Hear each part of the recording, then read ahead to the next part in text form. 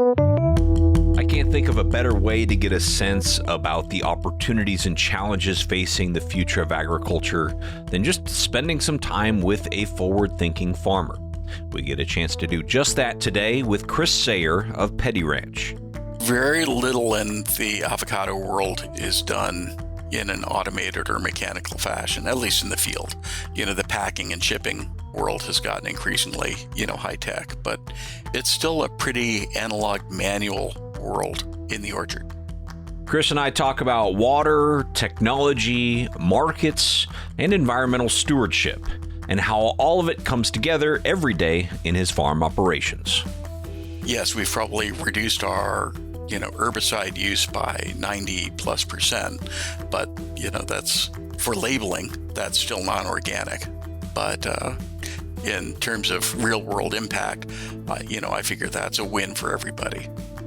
We also talk some about his view on the current state of the farm economy and what he's most concerned with moving forward. Prices are good right now. There's concern about what tariffs will mean, and of course the prospect of disruptions to our workforce. Avocado grower Chris Sayer on today's Future of Agriculture podcast.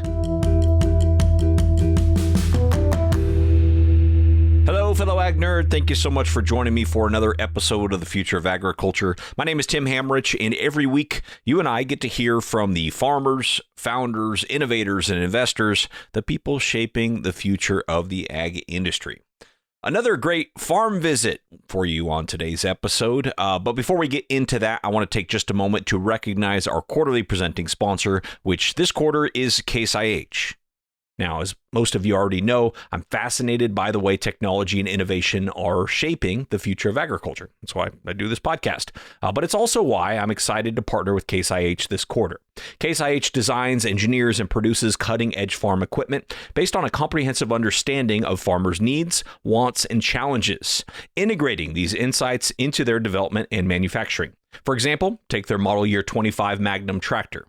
The new Magnum is purposefully designed to answer farmers' needs in every design and engineering choice. Improved horsepower for pulling heavier loads faster, bundled, integrated, and ready-to-go precision tech for greater accuracy in the field, and a transmission farmers can tweak for improved control and performance in different tasks. That kind of design thinking is exactly where the future of ag is headed, and that's why you'll be hearing me talk to folks at Case IH at different points throughout this quarter about what they do and how they're working to push ag forward. So thank you once again to Case IH for their leadership in ag innovation and for supporting the Future of Agriculture podcast.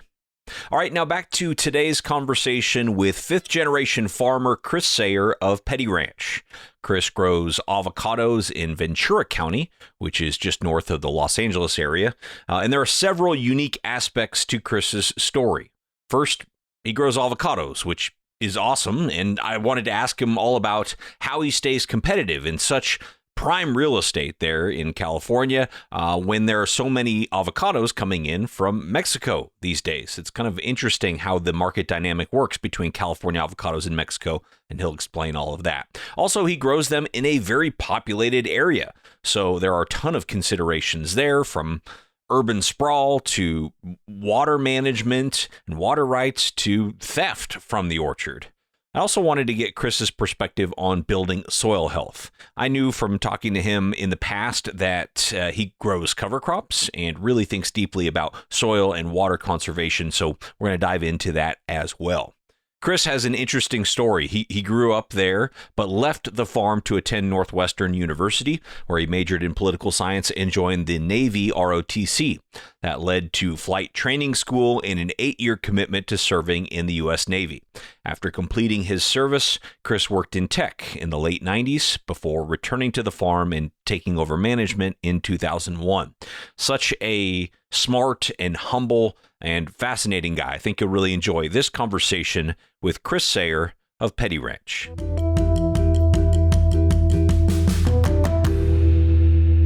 We're Ventura County. We're just north of Los Angeles. We're one of those interesting places where we're one of the most productive agricultural counties in the country by farm gate value, about $2.1 billion a year in crop sales. But that's coming off of only a roughly 100,000 irrigated acres, and we share this county with a little over 800,000 suburban neighbors.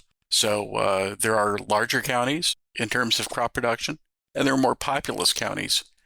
But to have that level of crop production side by side with that population is creates some challenges. I can imagine, yeah. And specifically where your farm's located, is it really close to those 800,000 people? Yeah, we're only about a quarter of a mile from the city limits of the city of Ventura, which is, I believe, about 90,000 people now, and not too far from Oxnard and Santa Paula. So, those two combined would add another 150,000 or so within about a 5 to 10 mile radius. And does the county continue to lose farmland, or did that happen kind of during an era and it's stabilized? So a lot of the loss of irrigated farmland took place in the 60s and 70s. They put some very strict growth boundaries in place in the 1990s. We're still losing about 600 acres a year, but of course that's mostly stuff that was already within the growth boundaries that were set about 25, 30 years ago. So while it still comes as a shock to people when they see it happening, because it tends to be in the most visible places, the actual amount has slowed down quite a bit. Are those irrigated acres mostly irrigated via groundwater, and has Sigma really changed things in your area? It is mostly irrigated by groundwater, and in our area, Sigma didn't really change very much because frankly, Sigma was in large part modeled on what we've been doing here already. We've had some form of groundwater management and regulation in place for nearly 100 years here. So when Sigma was rolled out and folks in other part of the state are saying, what, you're going to require meters on the well and you're going to require people to report how much water they use? That's insane. It's impossible. And I was like, wait, you guys don't already do that? We've done that my whole life. So, it's like so many things in agriculture, it's what you're used to. Right. And you're in a part of the world where I bet there's at least 300 different crops you could potentially grow. How do you whittle that down to avocados currently? What's sort of the thought process there? Yeah, so Ventura County has got a really diverse mix of crops, and it's almost always changing. The last time I bothered to count them up and add them up, there were somewhere on the order of 35 or 36 crops that are over $1 million a year in our local area. The big ones, of course, are strawberries at about 600 million, but a lot of vegetables, and avocados are now one of the larger ones. For us, the transition from lemons to avocados was driven by a couple of things. We have been in the avocado business in various scales for almost 50 years. It's something we understood. The change in American consumption of avocados is really taken quite a change over the last, several decades. When I went to college in the Midwest in the 80s, most of my classmates, when I said our family grew avocados, would look at me with a blank stare. They're like, I don't know what you mean. Sometimes they thought I meant asparagus, sometimes they meant artichokes, but it was only other Californians and the occasional New Yorker that actually understood what an avocado was. But of course now, people in the Midwest, the South, they know avocados, they love them. They still don't eat quite as many as Californians. So we figured this was something we were familiar with. We felt like there was good market opportunity for it. And since we were already in an orchard crop, it really fit our infrastructure, our irrigation system, and our background knowledge was readily transferable as compared to growing, say, hoop house raspberries. Also big in this area, but that's just really a different type of agriculture altogether. Absolutely. And you mentioned kind of the explosion of interest in avocados and kind of how that happened. I had thought that was mostly due to marketing, but then I read this Frostbite book for a podcast episode this past year and talked about the ripening rooms and how the ripening of avocados really boosted the demand because people could count on going to the store year round and getting ripe avocados. Is that accurate? Yeah, absolutely. Marketing certainly played a role. America's, changing dietary habits have played a role. I mean, I had a college roommate from Wisconsin who, as a senior in college, had never had Mexican food ever in his life, not even Taco Bell. That sort of thing has changed. But what really by itself almost doubled avocado consumption was being able to make them reliably ripe on a reasonable timescale. The old way of distributing avocados was you'd take a huge shipment to the grocery store while they were all green, rock hard. Customers would come and look at them and say, well, I'd like to have an avocado, but these are too hard. And, this won't be ripe for a week, and I don't know what I'm going to eat in a week. Because, Americans classically only plan 2 or 3 days ahead in terms of their meal, if that. And so they'd pass on it. And then you'd have a window of a couple of days where they were right. And then, half the shipment would end up getting wrinkled and rotten, on the grocery store shelves. With the industry really taking the lead and making that much more accessible with the ripening, now people could say, hey, avocado sounds great. And what do you know? Here's ripe avocados. I can have these tonight, or I can have these tomorrow night. And that just made them that much more accessible. And of course, the number of bad consumer experiences went down a lot too, because when you leave it to people to ripen the avocados themselves, a lot of times they get past them and then they're overripe and gone. And then they're, unhappy to have spent some money on a relatively expensive piece of produce and have to throw it away. Mm-hmm. And when are your avocados ripe? Are those avocados we're going to be eating in our like guacamole for the Super Bowl, or are they ripe at a different part of the season? So yeah, California avocados are just coming into the marketplace now.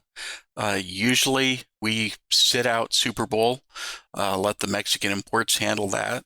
And ironically, Mexico owns Super Bowl guacamole, but California's big day is Cinco de Mayo. So a little bit of a cultural cross-pollination there. Yeah, ours are just ripening, just mature enough to be ripe now, but avocados can hold on the trees for several months. Once they reach maturity, they can be, remain on the tree, and they don't actually start their ripening process until after they're harvested. So, unusually for a lot of produce crops, we have a really long window where we can choose to harvest them. So classically, most of the California crop comes off in, say, March to June. We have a late variety of avocado as part of our mix called the Lamb Hass, which typically would be harvested, say, June to August. Even though we're all avocados now, it gives us a little bit of diversification because it means we've got a different piece of fruit coming to a different market window. That's really interesting about them staying on the tree. Is that nerve-wracking for you as a grower? Like, oh, let's get those things off the tree before something bad happens to them? Or does it allow you to not have to be so crazy urgent during harvest season? It depends on the day. Yeah, both of those are correct. Everything happens slowly in the avocado world. So from the time, the flower blooms and it sets fruit until it's harvested is typically at least a year. And it can be 15, 16 months. And of course, it only takes, a couple hours of freezing, a couple hours of high temperatures, a couple hours of wind, or, 10 minutes with the thief to come in and steal avocados to ruin a year. So you've got a lot of exposure for a long period of time. And so, yeah, sometimes it's like, oh, this is great, we can wait. And then other times, you can't wait to get them off the tree fast enough because, once you send them to market, your risk of loss goes way, way down. Right. Well, I imagine there's a lot of overlap between your season and the season down in Mexico. How are you all able to compete with what I'm sure is a lower cost producer down there? Is it in varieties, or is there some other competition where you can, kind of maintain the value you need to make it work? So California does have a premium spot in the market, particularly during the peak of our season. The big produce buyers for the grocery chains and restaurant chains recognize that the California product is a superior piece of fruit. And so generally that allows us either to get a slight price margin or we'll be their first choice. So that allows us to keep that moving and going through the channels pretty well. A lot of the California crop now is coming off during a relatively narrow window where avocado production in Mexico goes through a sort of a seasonal lull. They're producing avocados pretty much 365 days a year, but they're two really distinct humps in their production curve. And we can squeeze most of our harvesting into that gap in between the two. And what about varieties? Are there a lot of new innovations coming out in avocado variety? I've never met an avocado breeder, so I don't even know what's out there. Yeah, so there is some interesting work going on that. The Hass avocado has become the industry standard, and with good reason. People love the rich oil content. The fact that it turns black as it ripens makes it a lot easier for the consumer to recognize when the avocado is ready to eat. It's got a thicker, tougher skin, so it's a little bit easier to handle for people in the supply chain. But there are other avocados out there, and there's some new varieties coming out that are derivatives of Hass, botanically speaking, grandchildren of Hass, who really keep a lot of those same Hass qualities, but have different maturity dates, so different times on the market. And some of the newer ones also are more productive than Hass. So with the same inputs and the same amount of care, if you can get 50 or 100% more fruit, that obviously pencils out very, very well. And I imagine all of these are hand-picked? Yes, very little in the avocado world is done in an automated or mechanical fashion, at least in the field. The packing and shipping world has gotten increasingly, high tech, but it's still a pretty analog manual world in the orchard. And what about kind of your production system? Are you organic, or how have you sort of approached your farm? So we are not organic, but we use pretty much all of the tools from the organic toolbox. So we do a lot with mulching and cover cropping. In fact, we're hoping for some rain tonight to really get our cover crop started for the year, which is nice but delayed, since usually we would get that going about Thanksgiving. But we will use the conventional fertilizers, just because in my belief, the plant doesn't really know whether the nitrogen came from a bean or came from a factory. Our cover cropping probably helps to minimize our use a little bit, but if we need nitrogen, we'll go with that. And there are certain weeds and things that we won't mess around with. It's just important to get those out of the system. So we're now quite a bit less reliant on some of the traditional methods than we used to be. For instance, when I was a kid, the spray rig we had for weed control had a 900-gallon tank. Currently, we do our weed control with a 40-gallon tank that's on a John Deere Gator. And to be honest, I think we only filled it a couple times last year. We're mostly bearing or suppressing the weeds. We're outcompeting them with the orchard canopy shade rather than having to go in and spray at high volumes.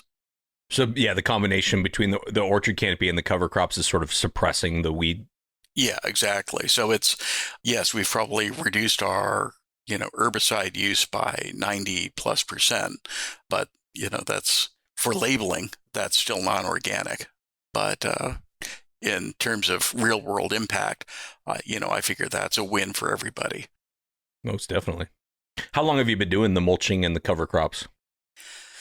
Really, we had been doing some mulching pretty much as long as I can remember, but we really started focusing on it much more aggressively about 15 years ago. Actually, no, I'm sorry, I take that back. It's 2025 now, 20 years ago. I do that all the time. I keep rounding down to 2020 and realizing that that's 5 years ago. Yeah, it's about 20 years ago now since we really did our first cover crop. And our initial focus was really just on helping to avoid runoff and, improve water retention and infiltration. And over the years, we found we actually have had a really nice bump in our soil organic matter. Our ability to, infiltrate water into the soil is much better than it was. And that's probably given us some irrigation savings as well, because when the rainy season's over, we can probably get, several weeks or months farther down the road before we have to actually fire up the pumps and start pumping groundwater. That's allowing us to actually irrigate our avocados at less than 75% of the classic rule of thumb for the amount of irrigation water you need. And last year, which was actually pretty rainy well into the spring, we were only at about 50% of the classic benchmark. So, I mean, it's so funny because it's just the opposite of what some claim are the reasons you can't do cover crops in California, right? It's like, we don't have the water here to do cover crops. And you're kind of saying like, we don't have the water not to do them. Yeah, I mean, so the way I view it is our cover crops are dry farmed. None of our irrigation water is applied to growing the cover crops, with the exception of literally only a couple hundred square feet, where we'll try to get some filter strip established before at some of our orchard drains, so that any sediment, leaves and sticks and debris gets caught in the filter strip instead of going down the drain and off into the watershed. But yeah, so we dry farm those. We rely on using the winter rains to create, the more biomass for the soil. And then in the summer, that biomass helps to retain the water. So yeah, it would be tough to actually, maintain a summertime cover crop. It would take a lot more water. It would be a different irrigation system for us. And are you able to do forward contracting in the avocado market? How do you kind of manage your price risk? Yeah, that really doesn't exist on any sort of a large scale within the avocado market. I've understood that a few very large growers have got understandings with the packing houses that, will handle their fruit, that they might have something of a floor. But generally speaking, we're in the open market. Every day we're picking. And so that does add a little bit to the risk also, particularly when you've got uncertainties on the international trade front. That means the supply and therefore the price can fluctuate significantly and in a relatively short period of time. Do California avocados tend to stay in the U.S., or is there an export market for those as well? Yeah, no, they not only tend to stay in the U.S., most of them are going to be staying west of the Rockies. I have had friends send me pictures of avocados from California that they've seen in New York or Florida, but generally speaking, most of that's going to go pretty much about as far as Denver or maybe Dallas. But yeah, mostly it's going to rely on that shorter supply chain, and this is where most of the discriminating avocado consumers are. So the fruit tends to stay here. Yeah, we take our avocados very seriously in the West for sure. What about, it sounds like another big risk is frost, and frost can just kind of ruin a season. I'm sure that's a risk you think about, especially kind of in modern climate change era, you could call it, I guess. How do you manage that risk? So for us, honestly, our biggest protection is just that through luck of the draw, my ancestors picked a spot which is very frost protected. We sit right at a point where the valley that we sit in widens out. And so whenever you have the situations that usually correspond with frost in the middle of the night, you get sort of a Ventura effect where the air that's moving slowly down the valley accelerates as it gets to that, spot. And that keeps the air moving and mixed up a little bit, because it's that still dead air, that can cause the temperature to drop several degrees and get you into the problem zone. So that's really our best defense, is simply that we're fortunate to be in a good spot. After that, our next line of defense is the irrigation system. The water comes out of the ground at about 55 degrees.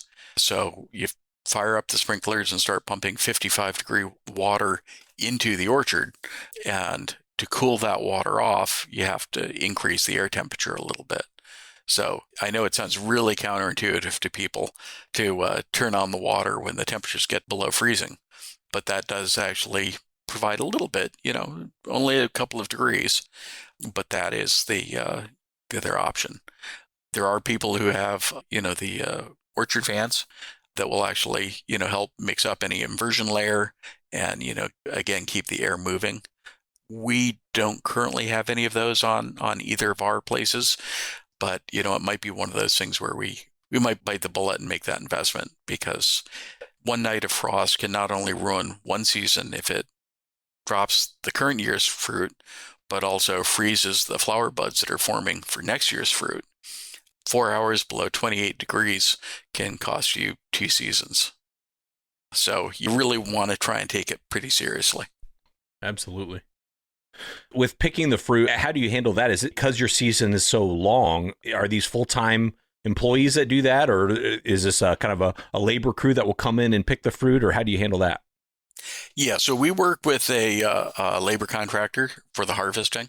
And so, they'll be picking at our place for a couple of days, and then they'll go on down the road to someone else. So they'll be working, pretty solidly through the season. So it's pretty much full-time work for them, but not full-time activity on our place.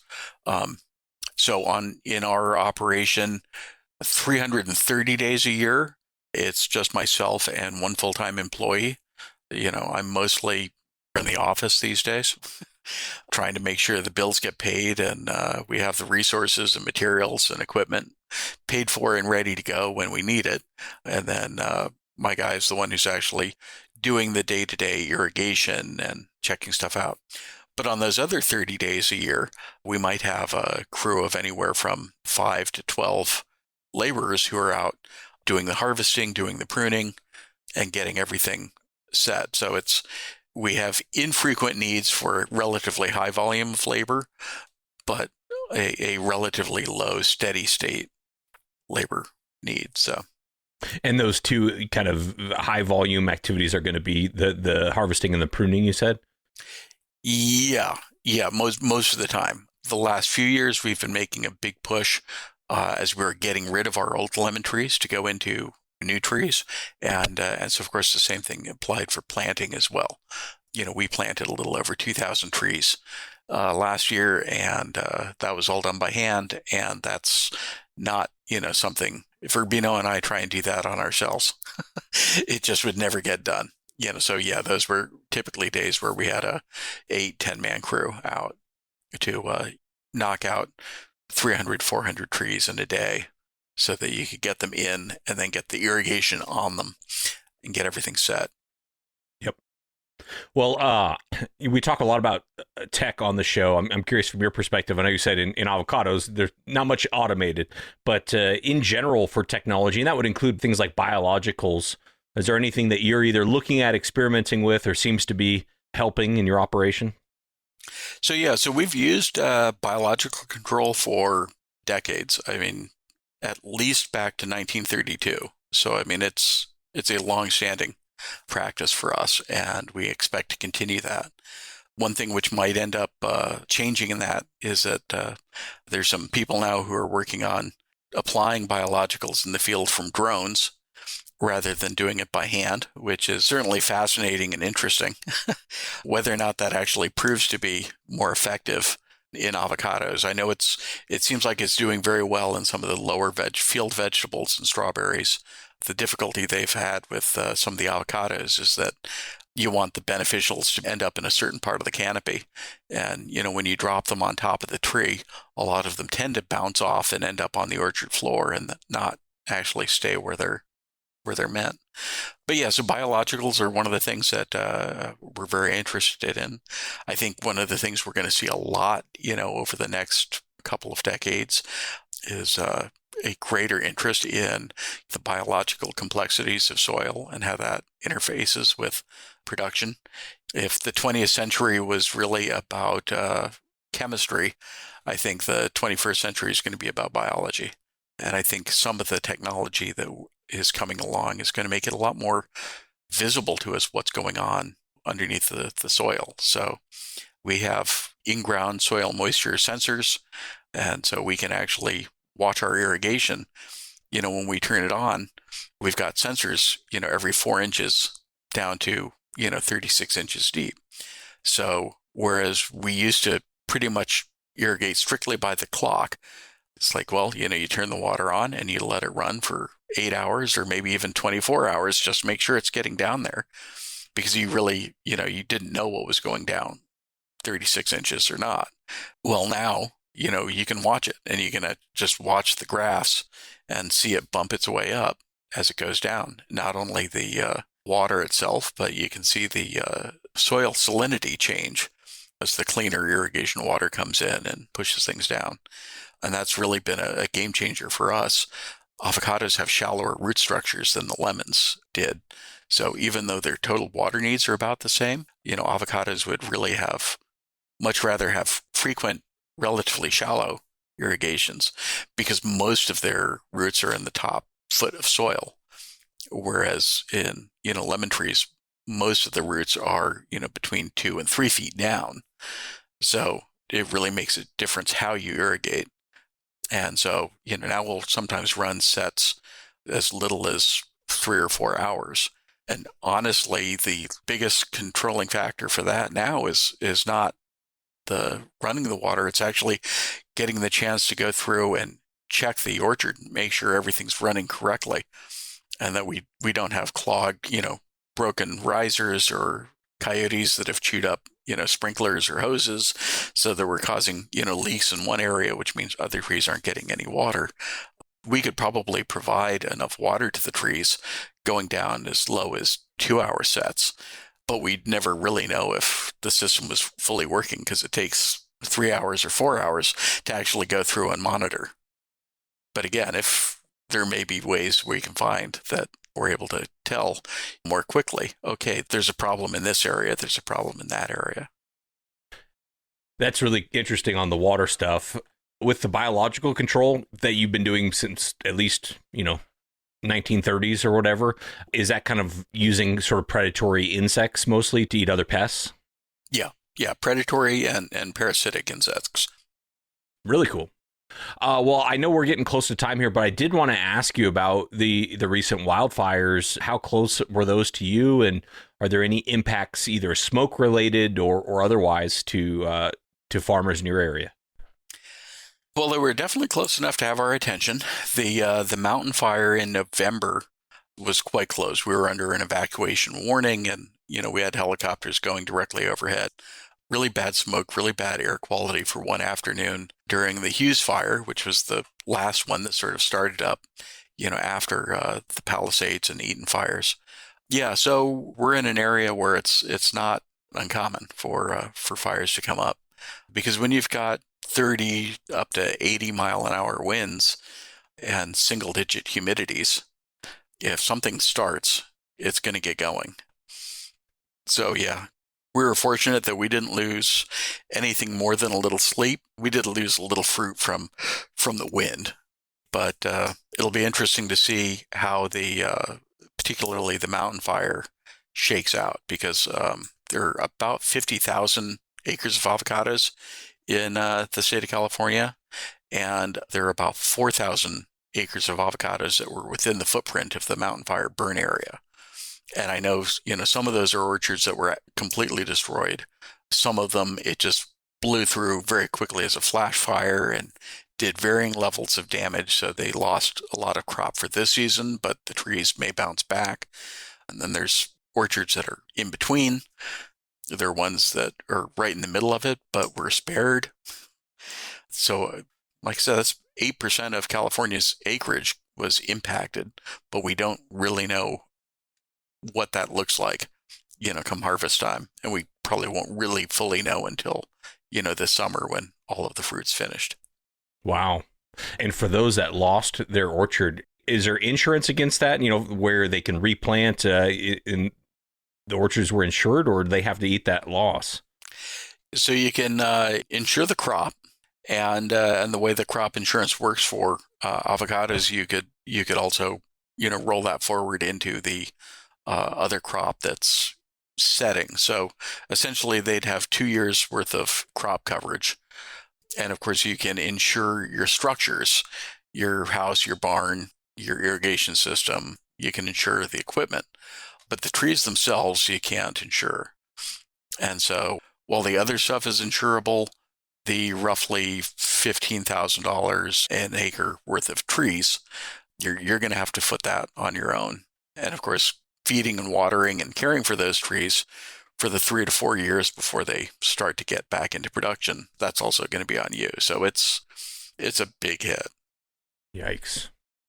All right, well, last question, then I promise I will let you go here. It's sort of the what's next question. What's on your mind as far as your operation and agriculture in general?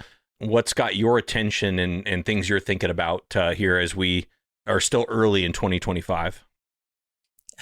So the big thing that I'm really worried about right now is trying to figure out how this year is going to play out. We started the season with very good avocado prices. A lot of the California growers are already starting to harvest, which usually you see no activity until after Super Bowl. Usually we're just happy to sit out and let Mexico clear its shelves for Super Bowl, and then we start to get going afterwards. But Mexico's supplies have been a little bit short compared to expectations. So there's room in the marketplace. Prices are good right now. There's concern about what tariffs will mean, for imported avocados. And of course, there's also concerns about what tariffs will mean for a lot of inputs and supplies, whether that's energy, whether it's fertilizer, and of course, the prospect of disruptions to our workforce. Because if ICE is taking particularly heavy-handed approaches, it's not simply folks who are lacking documentation. There can be a presumption that, you go round up a whole field of guys and sort it out later. Well, a lot of those guys are here legally. Some of them are going to be citizens. Almost all of them are going to be part of a household that has a mix of people of, status. And so that's really tough on the workforce, both on a human level, but as a business level too. It's really hard to know what happens. So, yeah. The good news is that avocado prices will probably be pretty good this year. What we don't know is how much our input costs, whether that's fuel, fertilizer, labor, or other things, is going to be impacted or not. So we might make more but spend more and end up behind. We'll have to see. It's going to be interesting, I guess, is a good word. A neutral word. Yeah, that is a good neutral word. I will definitely do my part to buy as many avocados as I can and look for the California grown opportunities as well. But thank you, Chris. I really enjoyed this conversation. Appreciate you doing this. Absolutely. I enjoy it. All right, well, that is going to do it for today's episode. Thank you once again to Chris for being on the show. If you're not already following him on X, if you happen to be on that platform still, I know a lot of people have left, but if you happen to still be on that platform, he is a must follow there. In fact, I'm looking at a post from today from him with his dog in his mustard cover crop, and you can see the avocado trees in the background. Just a great follow. And a great guy. Really appreciate Chris for being on the show here today.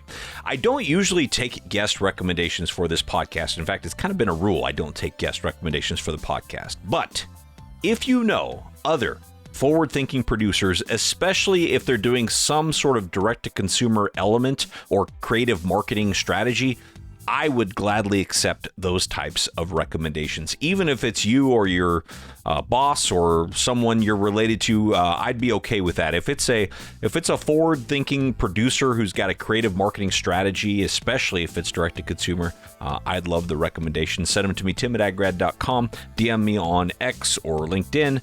Find me however you'd like, but I'll gladly accept your recommendations. Thank you to Chris. Thank you to Case IH for being our quarterly presenting sponsor this past quarter. Really have appreciated their partnership. And last but never least, thank you for your time and your attention. I don't take it lightly. I'll be back next week with another story of ag innovation.